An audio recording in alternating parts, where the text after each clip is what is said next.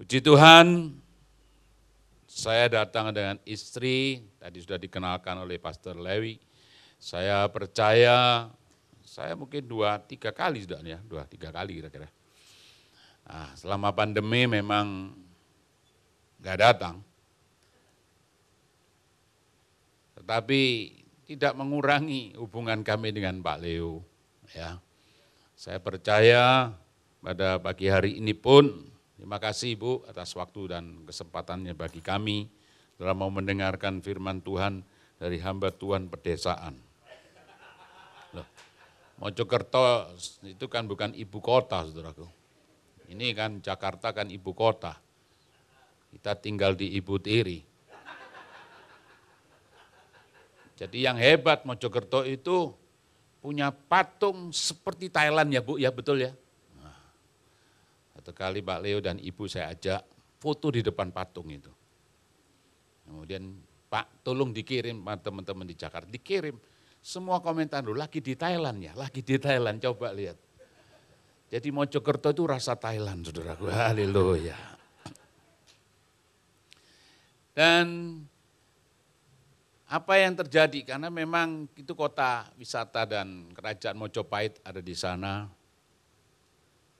Dan patung Buddha yang ada di Thailand juga dipindah di Mojokerto. Tapi tetap tidak bisa bangun, dia tetap tidur, saudaraku ya. Puji Tuhan, bagi hari ini, bagi saya ingin berbagi tentang pemuritan. Tetapi tema yang saya ambil pagi hari ini, pemuritan adalah kunci membangun karakter Kristus. Pemuritan itu adalah kunci membangun karakter Kristus. Kalau saya tunjukkan kepada saudara, ini kunci. Saya percaya kalau saya tanya hari ini, pasti di kantong saudara ada kunci. Betul enggak? Kunci ini kelihatannya kecil, tapi ini penting. Ya, tergantung kuncinya apa tadi pentingnya itu. Kunci brankas, penting karena untuk buka brankas. Di ruangan ini pun ada kuncinya. Kalau seandainya kuncinya ini hilang, bisa masuk? Nggak bisa. Saya punya brankas, yang bisa buka brankas itu cuma salah satu staf dan anak saya. Karena saya suruh ngafalkan angka, saudara, puter-puter begini, sudahlah. Kasih yang muda-muda aja. Kalau usia seperti saya 56 begini ini masuk sulit, keluar gampang. Harus dipahami itu. Kalau sudah masuk itu sulit, tapi kalau sudah masuk, yang keluar itu kok cik gampangnya begitu. Nah, saudara yang sudah usia baby boomer itu mesti sadar yang begitu gitu. Jadi jangan bawa banyak-banyak. Karena khawatirnya lupa, saudaraku. Ya, nah, puji Tuhan, hari ini bagi saya bicara tentang pemuritan, itu kunci membangun karakter Kristus. Kita baca dulu ayatnya yuk sama-sama di dalam Matius pasal 28 ayat 19 sampai dengan ayat ke-20. Matius 28 ayat 19 sampai 20. Karena itu, sama-sama ya, dibaca ya, 1, 2, 3. Karena itu pergilah, jadikanlah semua bangsa muridku, dan baptislah mereka dalam nama Bapa dan Anak dan Roh Kudus. Terus, ajar mereka melakukan segala sesuatu yang telah kuperintahkan kepadamu, dan ketahuilah aku menyertai kamu senantiasa sampai kepada akhir zaman. Kalau murid harus mau belajar, kalau murid harus juga mau diajar, katakan amin. Seringkali kita tahu murid, tapi tidak mau belajar. Murid tidak mau diajar. Nah Bapak Ibu, ini yang menjadi kesulitan bagi gereja Tuhan. Ya, saya harap saudara adalah jemaat yang tertanam. Haleluya. Kalau tertanam itu seperti domba, selalu mau bergerombol. kenal suara gembala. Gembala ngomong berangkat, berangkat. Jalan, jalan. Beda dengan kambing. Apa bedanya? Di tempat kami ada pengusaha, punya domba, punya kambing. Satu kali saya diajak, ya karena dia ngerjai obat-obatan herbal ya. Kemudian pernah kita makan sama-sama sama Pak Leo. Pak, bedakan mana domba, mana kambing. Saya belum tahu persis waktu itu. Coba Pak dekat. Kalau domba itu tunduk biasanya gampang dipegang kepalanya begini. Coba sebelahnya Pak, kambing. Wah, nanduk terus saudaraku. Itu kambing. Kalau domba itu jalannya bergerombol. Tapi kalau kambing 2, 3, 4 ekor jalan sendiri. Nah di Alkitab dikatakan akhir zaman ada kambing dan domba. Domba di kanan, kambing di kiri. Coba tanya ke sebelah kamu apa ya? Domba apa kambing? Kambing apa domba? Saya lihat wajahnya wajah domba semua. Haleluya. Makanya kalau saya ngomong berapa ekor Pak Leo jemaatnya? Pas, karena domba. Tapi kalau berapa butir Pak Leo itu telur Bu, gitu loh. Kita kan ekor disebutnya. Di hadapan Tuhan kita domba. Kalau domba itu bergerombol, senangnya bangun komunitas itu domba. Kalau kambing tadi coba lihat 3-4 ekor ke sana, makan rumputnya di sana, makan rumput di sini, pindah sana. Nah memang COVID ini membuat gereja berubah, bisnis berubah, keluarga hampir semua dirubah. Kami juga tidak buat lagi ibadah sore sementara ini ya, begitu memang keputusan. Karena sepanjang hari ibadah supaya sore tidak keluar lagi, ya biarlah untuk family day, untuk keluarga. Tapi sepanjang hari. Nah tujuannya apa? Supaya kita kasih kesempatan juga. Bapak Ibu yang dikasih Tuhan. Kalau kita bicara tentang pemuritan, hari-hari ini hampir semua gereja sedang mengerjakan itu. Coba saya kutip dengan perkataan seorang penginjil dan penulis buku namanya Dietrich Bonhoeffer. Ya orang Jerman, dia berkata apa? Christianity without discipleship is always Christianity without Christ. Jadi kekristenan tanpa pemuritan itu selalu dikatakan kekristenan tanpa Kristus. Kok bisa Pak? Iya. Benar itu. Di dalam Kisah Rasul pasal 11 ayat 26 berkata, untuk pertama kali murid-murid itu disebut Kristen. Murid-murid baru sebutannya Kristen, betul ya? Kan bukan Kristen murid. Murid Kristen. Jadi kekristenan itu ada dimulai dari dasar pemuritan. Nah sekarang memang sebagian besar gereja telah menyadari arti pentingnya pemuritan. Betul. Bahkan telah melakukan pemuritan. Tetapi ini penting bagi kita. Mengapa hasilnya masih jauh dari harapan? Kenapa?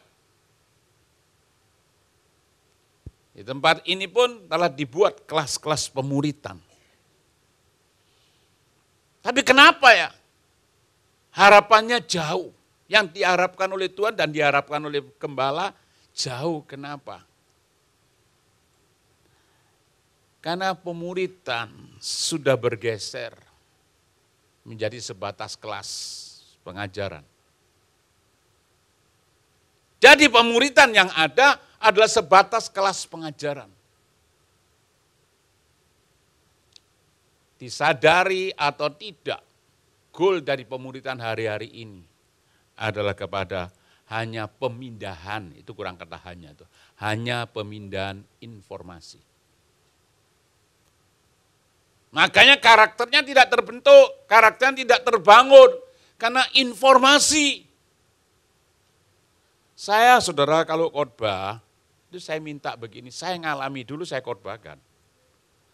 Kalau saya nggak ngalami saya khotbahkan, itu dalam bahasa Ibrani itu bujai. Apa ya bujai ya?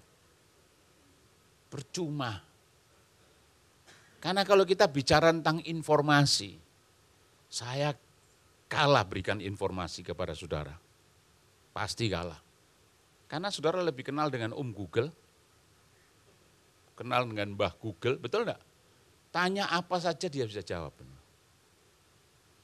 Makanya tidak heran kegagalan dan kekurangan di dalam pemuritan, karena selama ini hanya pemindahan informasi.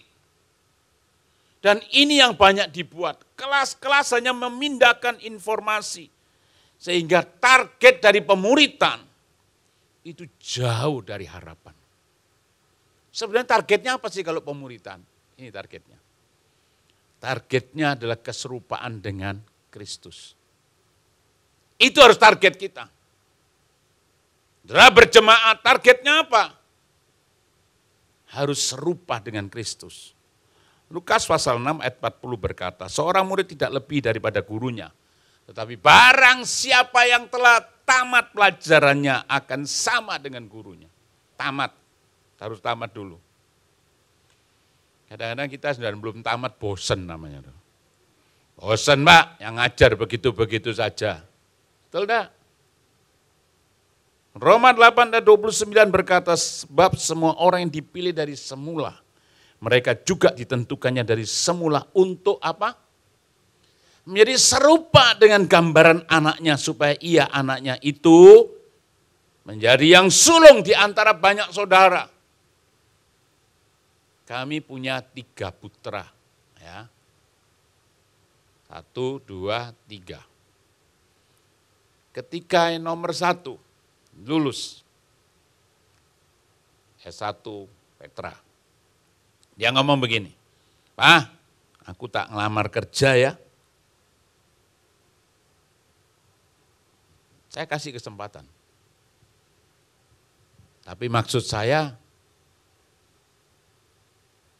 itu kesempatan untuk dia pilih. Tapi saya sebagai orang tua, saya harus arahkan dia. Namanya Yohan. Yohan, kalau kamu bisa ambil S2 kan lebih baik. Apa nih masa suruh sekolah terus saya saya begitu dong. Kamu anak sulung. Kalau kamu bisa masuk S2, nanti yang bawa-bawanya ini adik-adikmu akan ikut terpacu. Sinode kami ini sinode yang pengangkatan pendeta bisa dari Kejadian, bisa dari Keluaran. Tahu ya? Keluaran itu keluaran sekolah Alkitab. Kejadian itu macam-macam. Bisa bisnismen, kejadiannya pendeta masih bisnis di marketplace, apa saja bisa. Kejadian dan Keluaran. Saya ini jadi pendeta, pertama jadi pendeta Kejadian. Terus Keluaran. Itu sekitar usia berapa itu, 40-an saya mulai kuliah. Saya lanjutkan. Tapi ya begitu, kuliah, lawannya kuliah itu masih milenial semua. Jadi yang usia seperti saya itu hanya beberapa. Jadi kalau lari ya skala udah. Tapi semua belajar dari ilmu kura-kura. Jalan terus sampai finish. S1 selesai, S2 selesai, S3 selesai. Itu saya mau begini, menyemangati yang muda. Hanya ingin menyemangati yang muda. Kalau sudah usia seperti saya itu kebanyakan ada 5B. Tahu B? 5B tahu? Lihat harus pakai kacamata, enggak gitu burem. Telinga agak sombong, namanya budek. Jadi kalau ngomong mesti diulang.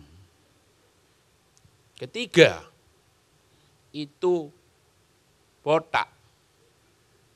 Lihat yang botak-botak itu pasti sudah usia baby boomer kira-kira begitu. 3B ya, betul ya? Terus yang keempat, bingung. Saya punya jemaat pakai kacamata loh, tapi kacamatanya taruh di atas. Tadi saya naruh kacamata di mana? Ya, itu bingung, saudara. Saya ngomong begini dengan seorang hamba Tuhan, nggak bisa. Dia ngomong gitu, saya enggak mau kok, bingung. Ya sudah, tolong saya diantarin, saya ini mau tukar barang. Ya ini hamba Tuhan tadi, enggak mau disebut dia yang keempat itu bingung, enggak mau dia. Antarin di mana? Tunjungan Plaza. Saya tanya lantai berapa? Lantai 3, kita lantai 3, sampai lantai 3. Mana Pak?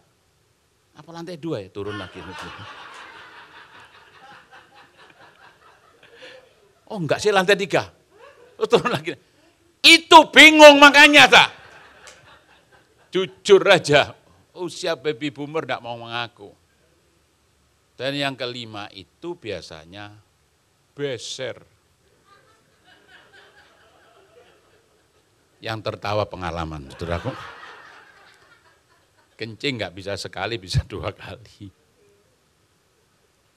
Jangan dimarahi suamimu, itu kan ada yang begini, apa itu loh Pak, betul Pak.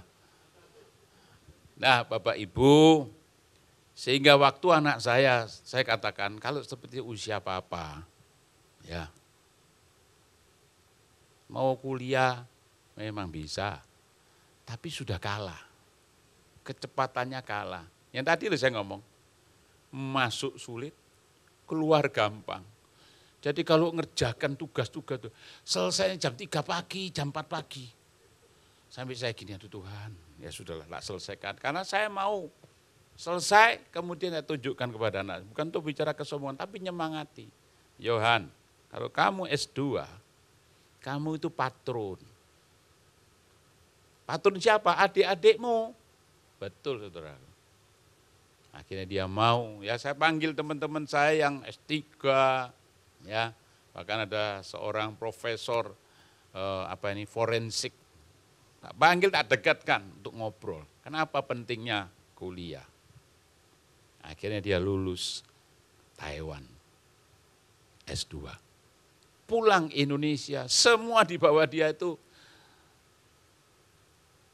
namun kerjanya S1, dia jadi kepalanya. Anda gitu dong, sulung patronnya. Bicara karakter, sulung patronnya. Haleluya. Bukan yang lain, saudara. Juga jangan cari yang lain. Makanya Paulus berkata, ikutlah aku. Sama seperti aku ikut Kristus. Sulung patron. Tadi ayatnya berkata, supaya ia, anaknya itu menjadi yang sulung. Jadi patron saya dan saudara, itu bukan yang lain. Yesus, Tuhan Raja kita. Tepuk tangan dulu bagi dia. Kalau benar patron itu, saya kira nggak ada gereja nggak berhasil itu. Semua menjadi seperti Kristus kok. Haleluya. Memang belum sempurna, betul. Tetapi berjalan menuju sempurna itu penting. Haleluya. Nggak kesasar, jalannya sudah tidak salah, betul. On the track. Tinggal terus. Makanya ibadah itu sebenarnya tidak boleh absen. Amin. Apalagi seperti di kita ini dituntun terus. Oh 2 bulan ini kita bicara, ini benar saudaraku, tempat kami pun begitu. Dituntun terus. Saudara harus bergereja yang benar. Tertanam dengan benar. Coba saya kalau hari ini tertanam di Jakarta, besok dicabut pindah Bandung, besok lagi pindah Puncak, besok lagi pindah di Jawa Tengah. Tanaman itu bisa hidup enggak? Mati ya, saudara. Kekeringan. Sementara memang selama COVID, Kita selalu mengandalkan online. Ya, memang kena aturan pemerintah. Kita offline itu hanya 3 bulan kalau tidak salah. Setelah itu lanjut terus, saudaraku. Tapi memang ketat. Makanya kita dapat predikat gereja tangguh. Itu dikeluarkan sertifikat oleh pemerintah. Bisa buka karena memenuhi persyaratan. Memang ketat. Ya diketati begitu ada yang lolos juga. Kadangkala aturan itu orang lebih suka melanggar daripada mengikuti. Betul enggak? Coba enggak percaya apalagi kata dilarang. Dilarang itu menarik untuk dilanggar. Dilarang kencing. Di sini, ya di sana. Benar enggak? Ya, benar enggak? Di sana, ya juga begitu terus. Makanya terus kepegelen yang punya tembok, sepanjang tembok ini yang bisa kencing hanya anjing liar. Terus.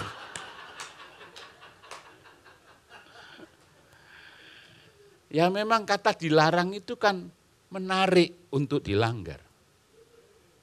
Nah Bapak Ibu, Tuhan memberikan pelarangan-pelarangan itu kadang-kadang cenderung untuk dilanggar. Termasuk di gereja. Ya kalau saya cerita di gereja bukan di sini. Di sini taat-taat kok, amin, amin. Di sini nggak tahu di luar sana, saudara kan begitu saudara. Pemuritan. Kalau bicara pemuritan, identik kalau cuma hanya dengan pengajaran saja. Memang kaset, CD, itu bisa. Tapi ada yang tidak bisa dilakukan dengan CD dan kaset dan rekaman khotbah. Dengan podcast sekalipun, ada yang tidak bisa. Itu apa? Coba dibaca Amsal 29 ayat 19. Ini yang tidak bisa. Dengan kata-kata saja seorang hamba tidak dapat diajari. Sebab walaupun ia mengerti, namun ia tidak mengindahkan. Apalagi kalau sudah usia seperti tadi baby boomer B itu tadi. Agak budek. Makanya saya kan gembala, jadi kalau ngomong mesti tak ulang. Diulang itu masih ada, apa-apa-apa, kan begitu. Ayatnya apa-apa-apa, gitu.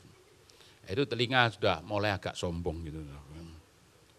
Ya kalau telinga agak sombong ya memang begitu saudara. Apa-apa. Gitu. Karena memang dasar orang itu ya, belajar itu ada 3 hal di sini. 89% itu bicara tentang apa yang dia lihat. 89%. 10% dari apa yang dia dengar. Hanya 1% dari yang lainnya. Catat baik-baik ini. Makanya saudara ketika melihat, terus mendengar, belajar, itu bisa tambah lagi 92%. Melihat, nah makanya praktek itu penting. Nah kalau mendengar saja itu 10%. Ya gereja ini sekian ini hampir sama dengan punya kita yang di Mojokerto. Ada yang lebih besar lagi loh, yang di belakang sana. Kalau melihat depan 1 titik, coba lihat. Khotbahnya monoton lagi. Saudara-saudara, mari kita buka Alkitab kita. Yang di belakang itu bingung. Lama-lama bisa jeduk gitu. Oh, mata kalau yang di belakang dilihat ditarik pada 1 titik itu capek, saudara. Betul enggak? Makanya kan perlu dibawa ke sini. Coba kalau dibawa sini, mata saudara kemana? Ya pasti ke sini, kecuali yang juling ke sana, saudara. Kalau mata saya ke sini, saudara dibawa kemana? Ya ke sini dong. Ya karena ada kamera, saya enggak berani terlalu jauh gesernya. Kasihan yang kamera begini. Saya tahu itu. Nah, kalau jalan-jalan pendeta jalan-jalan, makanya dilihat jemaat kadang-kadang kalau pendeta jalan sana, jalan sini, jalan sana. Ya sebetulnya itu teknik supaya jemaat itu tidak lihat pada satu titik ngantuk. Kalau khotbah monoton ngantuk pasti. Yang khotbah teriak-teriak sama Pak Leo aja ada yang ngantuk kok. Tidak salah memang, tidak salah. Karena Paulus khotbah, Eutikus jatuh saudaraku. Loh, Paulus itu loh khotbah, Eutikus jatuh, nanti baca Kisah Rasul pasal 20. Loh apalagi pendeta Leonardo Samsuri, apalagi pendeta Daniel Pengar, ya maklumkanlah Pak, pakai ayat permakluman yang begitu saudara. Itu hanya kepingin menghindar dari salah. Saya ingin sampaikan begini loh, kadang-kala orang itu pakai segala alasan untuk menghindar, nyomot ayat juga gitu untuk menghindar. Jangan ngerokok, tunjukkan Pak ayatnya, tunjukkan ayatnya. Bisa ngomong begitu, tunjukkan ayatnya. Ya tunjukkan ayatnya. Loh Pak yang langsung ngomong begitu. Waduh, kalau kamu yang langsung dilarang merokok, ke pom bensin sana. Yang begini-begini jengkel. Pak, kita ini hidup perjanjian lama, perjanjian baru. Perjanjian baru. Nah, coba saya tanya, persepuluhan kan ada dibicarakan di perjanjian lama. Mana perjanjian baru? Ayo tunjukkan. Waduh. Kamu belum tahu ya? Coba sih buka Matius. Persepuluhan dari cinta, selasi, adas manis. Nah, itu maksudnya Yesus kan semua bayar persepuluhan itu. Enggak yang langsung seperti di Maleakhi perjanjian lama gitu loh. Oh mau yang langsung. Pendeta itu enggak boleh kehabisan akal loh. Oh iya. Oh minta yang langsung begini ya. Kalau perjanjian baru ikut siapa kamu ikut Yesus? Rasulnya yang dipakai tulisan-tulisannya adalah Rasul Paulus. Ngomong apa Paulus? Hidupku bukannya aku lagi. Berarti siapa yang hidup? Kristus. Ya, Kristus yang hidup? Iya. Nah saya ambil. Pulpen ini pulpennya siapa berarti? Dipakai untuk nulis untuk apa? Ya Kristus. Nah istrimu punya siapa?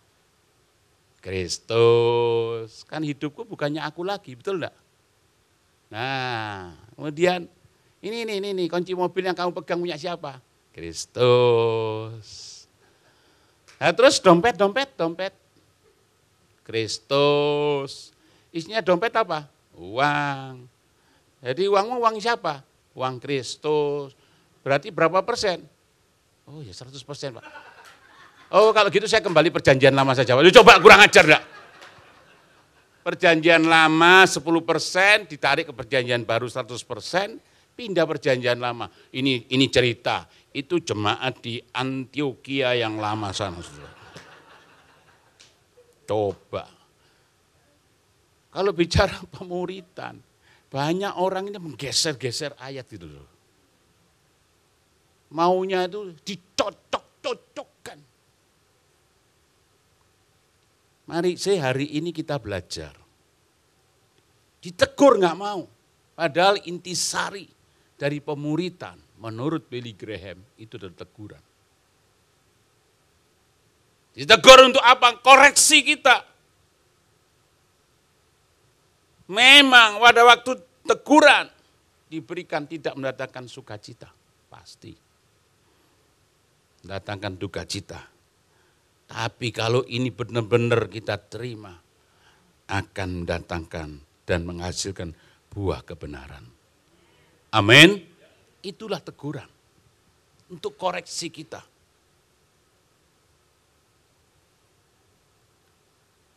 Seorang tidak dapat ditegur, tidak pernah ditegur, atau tidak mau menerima teguran,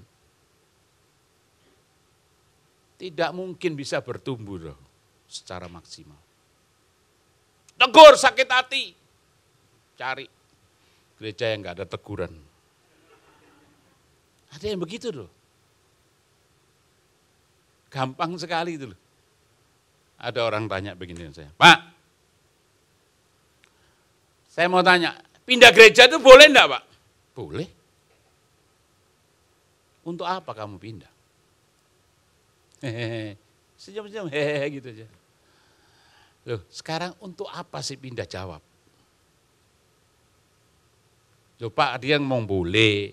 Nah iya, sekarang untuk apa? Kan ada dong goalnya, tujuannya kalau pindah itu apa? Saya ngomong, boleh. Satu, kalau kamu dipimpin oleh pemimpin yang hidup dalam dosa, pindah. Karena berkat itu dari atas, turun ke atas kepala kepada kita. Kalau berdosa, kan kita ini terhalang saudara berkatnya. Yang kedua, kalau gereja itu ngajarkan pengajaran yang palsu, sekarang ini hati-hati. Silakan. Kalau engkau tidak bisa bertumbuh, tapi memang ini perlu dikaji ulang. Gerejanya sudah ngajak dan buat ini, buat pemuritan, dorong untuk cell group, kita tetap tidak bisa bertumbuh. Mungkin kamu sendiri yang memang jadi penghambatnya.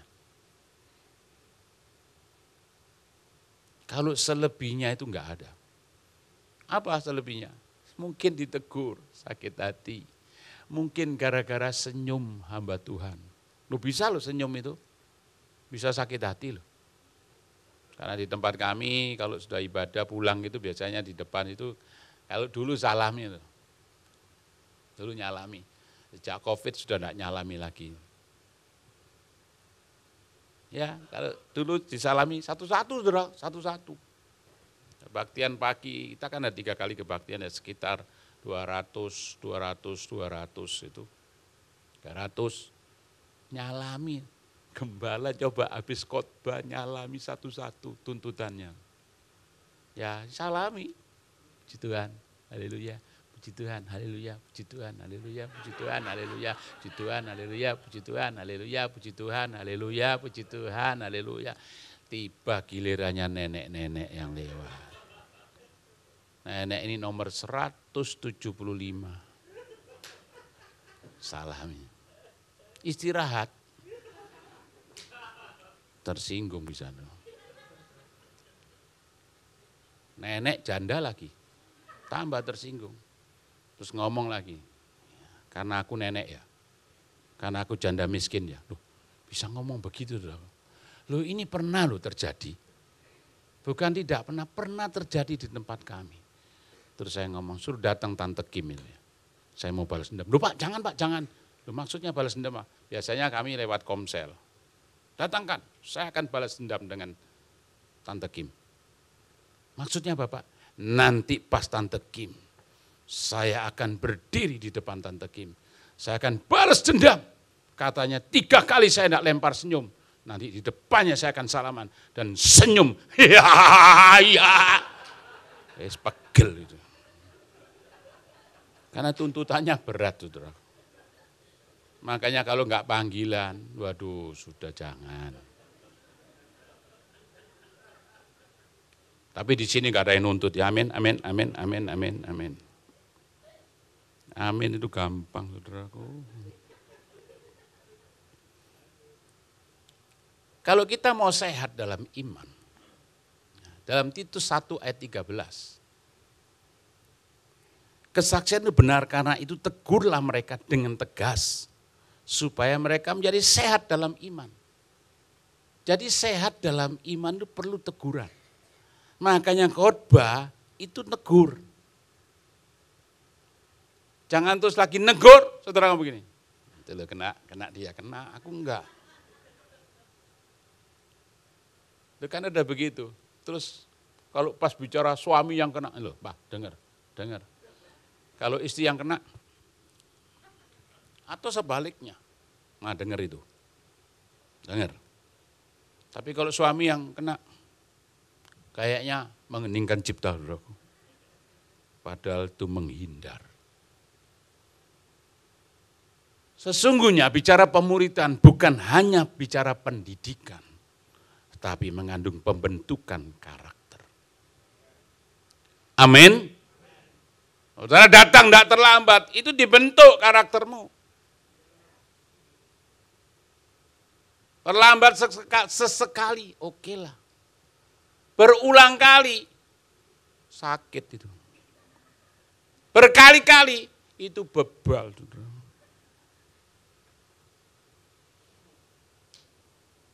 Haleluya. Pak kok nyinggung kepada saya, Pak? Enggak, mumpung di sini tak tubruk sekali. Sesekali ibadah terlambat, oke lah. 2 kali, bolehlah. Berkali-kali, nah ini ya sejali-jali. Proses pembentukan karakter itu lewat pemuritan. Karena karakter dalam bahasa Latin itu artinya dipahat. Dipahat. Berarti dibuang. Kalau itu bicara patung yang dibuat, ya, memahat, itu dibuang yang tidak perlu, betul enggak? Teguran tadi atau proses dengan saudara seiman sudah biasa. Makanya saya dan saudara harus paham akan hal ini. Banyak orang tidak paham. Makanya belajar tentang pemuritan. Kepada siapa? Kepada Yesus sendiri. Dia adalah teladan yang sempurna. Bagaimana dia bergerak dalam pemuritan. Harus. Gereja buat. Ngisi. Bicara knowledge. Ngisi hati. Tapi pemuritan. Yang di rumah saudara. Di komunitas kita bekerja. Itu kita sedang dibentuk karakter kita. Saya tutup dengan kesimpulan. Atau langsung itu ada Tatsuyo Shindo, saya sedikit cerita ini. Tatsuyo Shindo ini seorang pembunuh bayaran. Ya, pembunuh bayaran. Semua pada takut dia. Karena dia berani bunuh, tidak segan-segan siapa saja dibunuh. Bahkan sampai kelingking dia ini putus. Karena dia punya komitmen, kalau dia salah, ngomong ke bosnya, apa saja saya akan potong. Potong jarinya. Dia tidak punya jari kelingking. Saudara, sekarang dia bisa jadi seorang gembala. Aneh, ajaib. Ayo Tuhan saya sudah bekerja. Tidak ada yang mustahil kok. Dia mengembalakan gereja Kristus Sumi Bitu Notomo. Waduh sulit sekali ya. Gereja Kristus Sumi Bitu Notomo. Saya langsung terjemahkan Indonesia. Gereja teman orang berdosa. Di mana kotanya? Di Kawaguchi. Dia ini terkenal dengan sadisnya itu, sehingga ditakuti. Tapi orangnya memang suka baca. Kasih baca buku, termasuk dikasih Alkitab. Ayat yang nyentuh dia itu, Yeskel 33 ayat 11. Tiap kali kayak ayat itu bicara dan keluar kepada dia. Bertobat kamu, kalau kamu enggak bertobat kamu mati. Woi, ayat itu kelihatannya terus berbicara, saya percaya firman itu hidup. Hidup. Pendeta boleh ditolak. Ada pelayanan penjara boleh dia tolak, tapi Alkitab yang di depan dia enggak bisa ditolak. Buku-buku dibaca, dia baca lagi. Ketemu lagi Yeskiel. Bertobat. Akhirnya dia bertobat, singkat cerita. Tapi ketika bertobat, kelompok Yakuza pembunuh bayaran tadi, enggak terima dong. Kok bisa bertobat? Dari mana? Apa? Rahasianya. Dan siapa yang nginjilin dia? Dia ngomong, enggak ada yang nginjilin aku, enggak ada yang berani. Cuman itu Tuhan yang bekerja, dia kan enggak ngerti waktu Indonesia. Saya baca ini loh bukunya ini loh. Singkat cerita dia keluar, mulai 2017 kalau saya sekarang kaitkan 2023, dia 16 tahun dia sudah keluar. Dia mulai teman-temannya dimuridkan oleh dia. Sekarang jemaatnya kira dari 100, orang Jepang asli loh, anggota Yakuza semua. Coba gambarnya itu. Lihat gambarnya. Ya, ini jemaatnya saudara.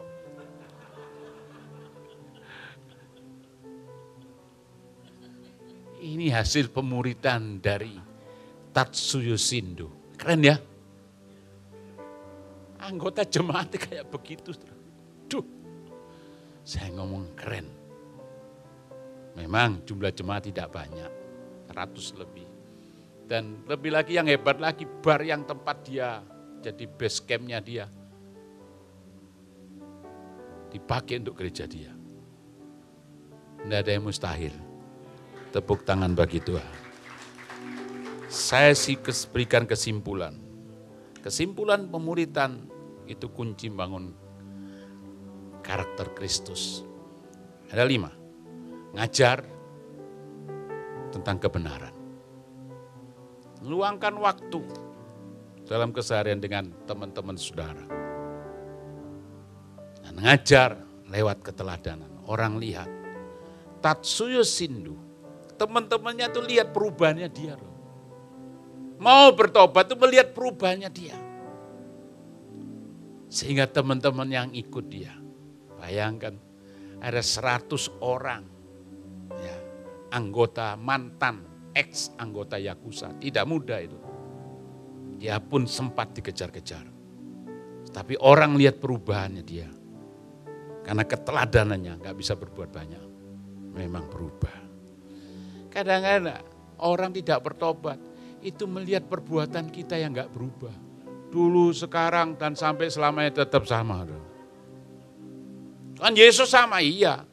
Yesus memang sama. Tapi kalau engkau pelit dan medit dari dulu sampai hari ini, itu gak berubah. Kemudian bicara pemuridan, memberikan kesempatan.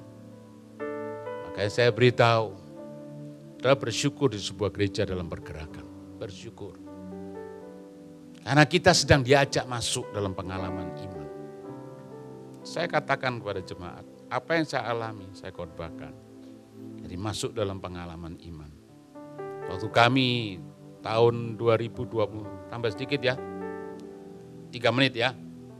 Waktu kami bangun, gedung yang besar sudah selesai.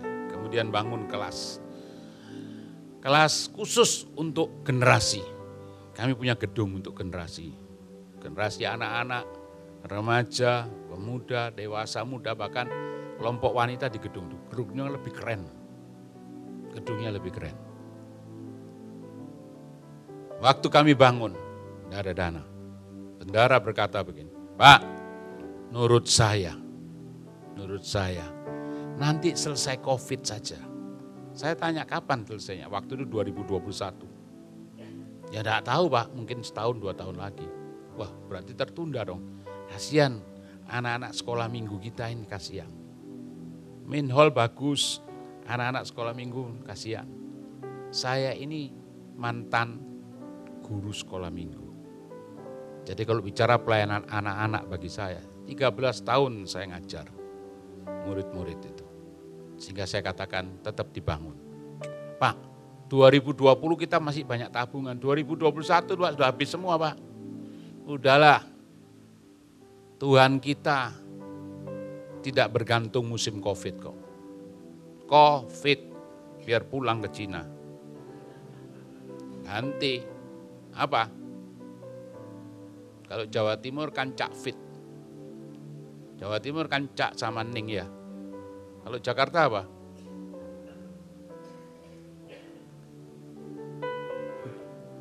Sudah pulang. Pak, nanti gimana? Sudahlah, saya tenang saja, saya berdoa, saya jalan. Saya ingin banyak buktikan, Tuhan ada Tuhan yang hidup. Murid itu taat saja dengan apa yang dikerjakan. Memang benar, gedung kami selesai terbangun. Ya. Dan yang luar biasa, semuanya orang kirim. Orang kirim. Makanya Tuhan itu ajaib. Ayo belajar hidup taat. Murid taat dengan gurunya. Haleluya. Ayo hari ini, saudara taat dengan gurumu. Berkat Tuhan turun atas kita. Mari kita bangkit berdiri. Terima kasih Roh Kudus, pesanmu sudah hamba sampaikan. Biar hari ini setiap kami diingatkan kembali. Pemuritan bukan sekedar berbagi pengetahuan. Pemuritan bukan sekedar jadi knowledge. Pemuritan membagi hidup. Ya, setiap kami diimpartasi oleh kuasa Tuhan. Kalau hari ini kami sedang dalam masalah, dalam problem, dalam kebutuhan, ayo kita angkat tangan kita. Saya akan berdoa. Makasih Roh Kudus. Setiap problem, setiap masalah pasti membentuk kami.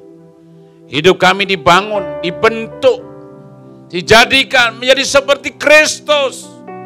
Sehingga hari ini kami ada sebagaimana ada karena Tuhan. Tolonglah kami mengangkat tangan kepada Tuhan. Ya Tuhan turun tangan atas kami. Dan kami percaya Roh-Mu bekerja pada kami. Yang lemah dikuatkan. Kalau ada yang sakit dijamah menjadi sembuh. Kalau hari ini kami sedang galau karena situasi dan kondisi yang sedang terjadi. Tapi kami murid-murid Tuhan. Ada direction, ada tuntunan Tuhan. Sehingga membuat kami tidak galau. Kami pegang dan kami nantikan dan kami pastikan janji Tuhan itu ya dan amin. Sehingga kami tidak takut, tidak khawatir dengan segala bentuk ramalan tentang 2023. Bagi kami tetap percaya dalam Tuhan pasti ada kemenangan. Dalam Tuhan selalu ada jalan keluar. Sehingga kami tidak pernah melihat jalan buntu. Selalu jalan keluar. Terima kasih Roh Kudus. Kami mengangkat kedua tangan kami kepadamu. Inilah kami Tuhan, murid-murid-Mu. Setiap kami hari ini ada di tempat tidak kebetulan. Tuntun kami. Berikan direction kami lebih jelas lagi di tahun 2023. Masih ada 9 bulan ke depan. Dan kami percaya pada akhir tahun nanti kami evaluasi. Bisnis kami terupgrade. Hidup iman kami terupgrade. Hidup anak-anak kami terupgrade. Hidup ekonomi juga terupgrade. Bahkan kesehatan kami juga terupgrade karena Tuhan. Terima kasih Roh Kudus. Berkati hamba-Mu Pak Leo, ibu dan keluarga. Anak, menantu, cucu semua diberkati. Baik yang dalam negeri, luar negeri diberkati Tuhan. Kami semua hari ini, kami percaya karena firman-Mu menguatkan, menyembuhkan, akan memberi pengharapan yang baru bagi kami. Dalam satu nama Tuhan kami Yesus Kristus, kami mengucap syukur dan berdoa. Haleluya. Yang percaya berkata amin. Amin. Tepuk amin, tangan amin. bagi Tuhan. Saya serahkan kembali.